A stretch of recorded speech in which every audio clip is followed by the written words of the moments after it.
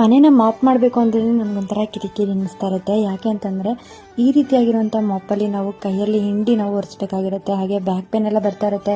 ಹಾಗೆ ತುಂಬ ಪಾಚಿ ಥರನೂ ಕಟ್ಕೊಬಿಟ್ಟಿತ್ತು. ಸೊ ಹಾಗಾಗಿ ನಾನು ಇವತ್ತೊಂದು ಫ್ಲಿಪ್ಕಾರ್ಟಿಂದ ಒಂದು ಮಾಪ್ ಟಬ್ನ ತರಿಸ್ಕೊಂಡಿದ್ದೀನಿ. ಇದಂತೂ ತುಂಬಾ ಚೆನ್ನಾಗಿದೆ. 3 ಮಾಪ್ ಕೊಟ್ಟಿರ್ತಾರೆ. ಹಾಗೇನೆ ಬ್ಲೂ ಕಲರ್ದು ಒಂದು ಮಾಪ್ ಡಬ್ಬನ್ನು ಕೂಡ ಕೊಟ್ಟಿರ್ತಾರೆ. ಸೊ ಇದಕ್ಕೆ ವಾಟರ್ನ ಹಾಕೊಂಡು ನಾವು ಮನೆನ ಕ್ಲೀನ್ ಮಾಡ್ಕೋಬಹುದು. ಹಾಗೇನೆ ಇದನ್ನ ನಾವು ಹೆಂಗ್ ಬೇಕಂದ್ರೆ ನಾವು ಸ್ಕ್ರೋಲ್ ಕೂಡ ಮಾಡ್ಕೋಬಹುದು.